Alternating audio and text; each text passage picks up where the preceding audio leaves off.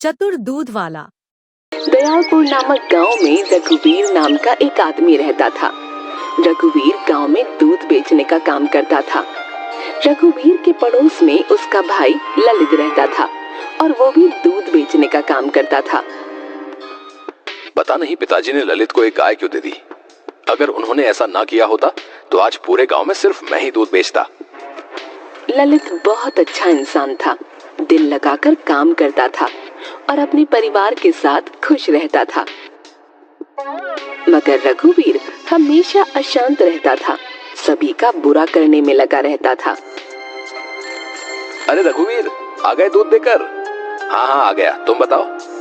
हाँ भाई, आज जल्दी काम खत्म कर लिया क्योंकि मुन्ने के स्कूल में बुलाया गया था ना। अच्छा है अच्छा है, अब मैं जाता हूँ, मुझे बाजार से कुछ सामान लेकर आना है। ठीक है भाई। रघुवीर ललित को बिल्कुल भी पसंद नहीं करता था। हमेशा पिताजी ललित का ही पक्ष लेते थे, उसकी बड़ाई करते थे। पता नहीं ऐसा क्या है इसमें, है? मुझे तो कुछ भी खास नहीं लगता।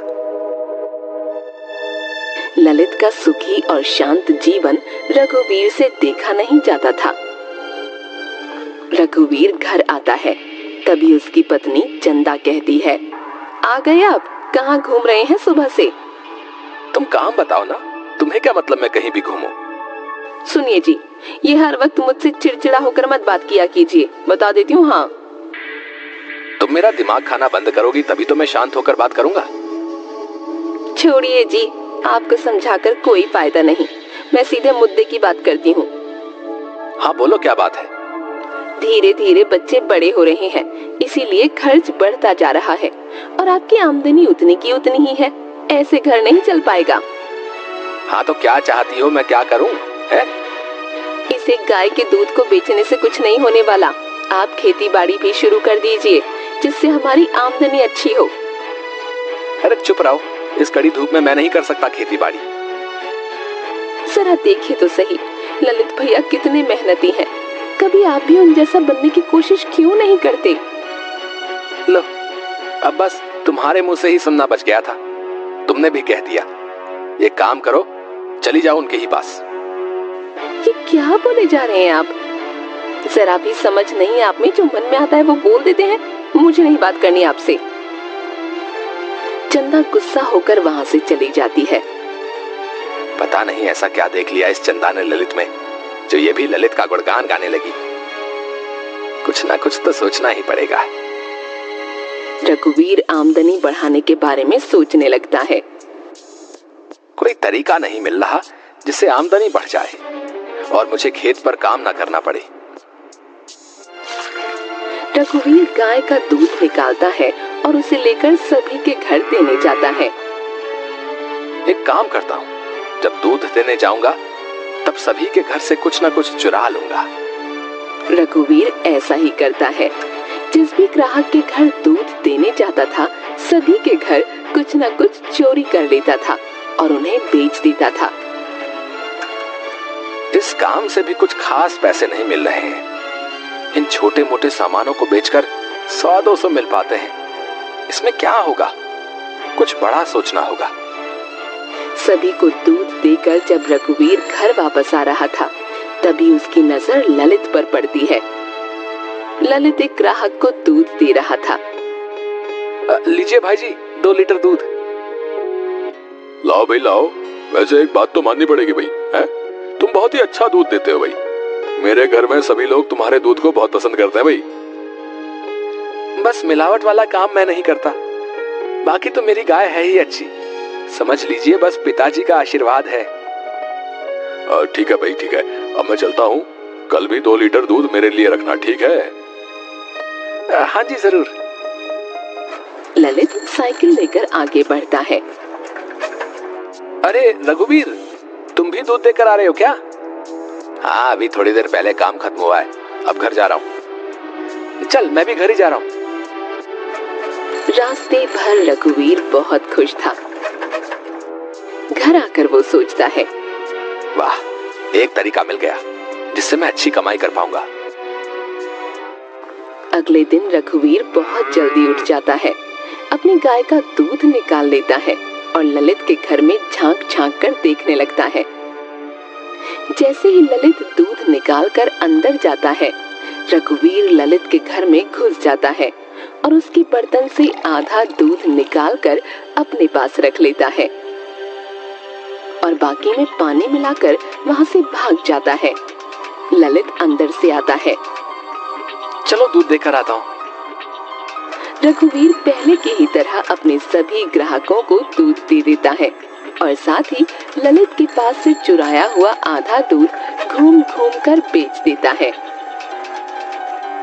वाह, क्या दिमाग लगाया मैंने। इस तरीके से तो अभी मेरी अच्छी कमाई होगी।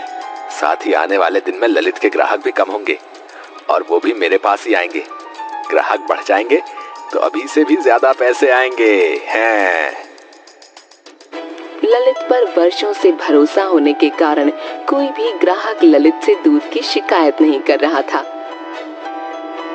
अब तक लोगों ने ललित से दूध की शिकायत करनी क्यों नहीं शुरू की? लगता है मेरी ये योजना काम नहीं आई। अब कुछ और करना होगा। रघुवीर कुछ अलग सोचने लगता है। अब एक ही उपाय है और मैं उसे भी करूंगा। रघुवीर सुबह सुबह ललित के दूध में जहर मिला देता है और भाग जाता है। ललित सभी को दूध देकर आता है। दूध पीते ही कई लोगों की मृत्यु हो जाती है और कई लोग अस्पताल पहुंच जाते हैं। सभी ललित के घर आकर पत्थर मारने लगते हैं।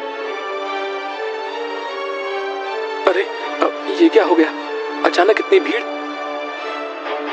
ललित, आज तुम बच नहीं पाओगे। तुमने दूध में जहर मिलाकर हमें दिया था ताकि हम मर जाएं। रुको, अभी तुम्हें बताते हैं। ललित कुछ नहीं समझ पाता।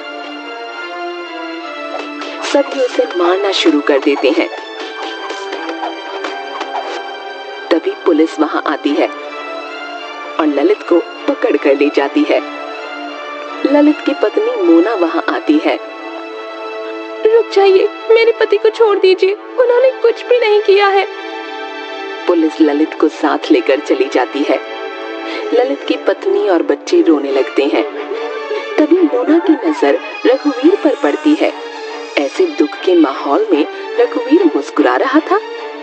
मोना सोचती है, इस वक्त जब इनका भाई जेल जा रहा है तो ये मुस्कुरा रहे हैं, जरूर कुछ तो गड़बड़ है। मोना रघुवीर पर नजर रखने लगती है। ललित के जेल जाते ही रघुवीर पूरे गांव में अकेला दूध बेचने वाला बन जाता है। सभी उससे ही दूध लेना शुरू कर देते हैं। वाह, मजा आ गया। ललित जेल में पड़ा है और मैं यहाँ दुगनी कमाई कर रहा हूँ। आजकल रघुवीर हर वक्त खुश नजर आता था और हर रोज पैसे गिना करता था। अब बोलो चंदा, क्या बोलना चाहती हो? देखो तो जरा कितनी कमाई हो रही है। हाँ जी, ये तो कमाल ही हो गया। आप इतनी अच्छी कमाई कर रहे हैं, इसी खुशी में क्या मैं मायके से हो आऊं? हाँ हाँ, क्यों नहीं। जाओ, मैं बहुत खुश हूँ। जहाँ घूमना चाहो वहाँ घूम कर आओ। ये लो पैसे रखो, कुछ चाहिए होगा तो खरीद लेना। चंदा मायके जाने से पहले मोना के पास आती है। भाभी, मैं कुछ दिनों के लिए माँ के घर जा रही हूँ, तब तक आप इन्हें रोज रात का खाना दे दीजिएगा। सुबह का खाना पड़ोस वाली दीदिया करेगी। अच्छा ठीक है। रात के वक्त मोना रघुवीर के लिए खाना लेकर आती है तो देखती है रघुवीर नशे की हालत में है। अरे भाभी जी, आप यहाँ? हाँ, खाना देने आई हूँ। ओ, रख दीजिए। वैसे आपको तो ललित की बहुत याद आती होगी है? बेचारा गया जेल। और कौन भेजा उसे जेल? मैं। जी जी भाभी जी, सही सुना आपने। मैंने भेजा है उसे जेल। आपने भेजा है जेल? मगर कैसे और क्यों?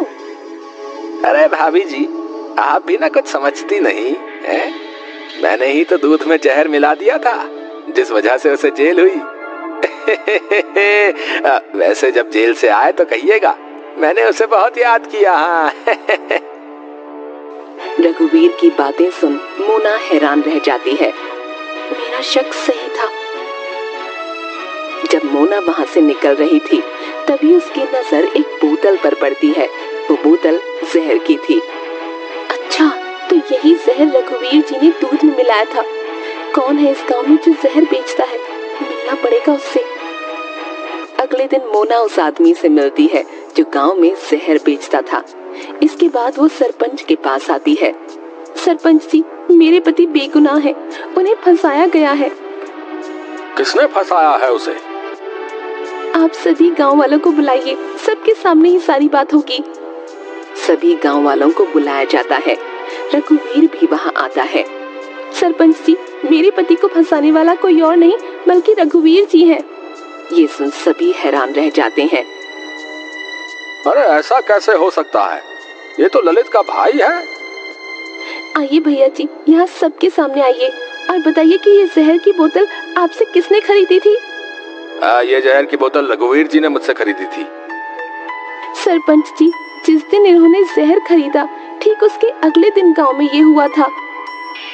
रघुवीर बहुत डर जाता है। क्यों रघुवीर, क्या सच्चाई है? जरा सामने आकर बताओ। रघुवीर डरता हुआ आता है। माफ कर दीजिए सरपंच जी, ज्यादा पैसों के लालच में मैंने ये सब किया। मैंने सोचा ये करने के बाद मेरी कमाई बहुत अच्छी होगी। अभी के अभी इसे जेल भिजवा दिया जाए, साथ ही ललित को छोड़ दिया जाए। और हाँ, गांव में जहर बेचना बंद करो। आज के बाद कभी किसी ने ऐसा किया तो कड़ी से कड़ी सजा मिलेगी। रघुवीर को गिरफ्तार कर लिया जाता है और ललित को छोड़ दिया जाता है। सभी गांव वाले ललित से माफी मांगते हैं और वापस ललित से दूध लेना शुरू कर देते हैं। तो हमें उम्मीद है कि आपको हमारी ये कहानी पसंद आई होगी। कृपया हमारे चैनल को सब्सक्राइब करें और सभी अपडेट्स के लिए बेल आइकन जरूर दबाएं। और हाँ, वीडियो लाइक और शेयर करना मत भूलिएगा। Bye bye.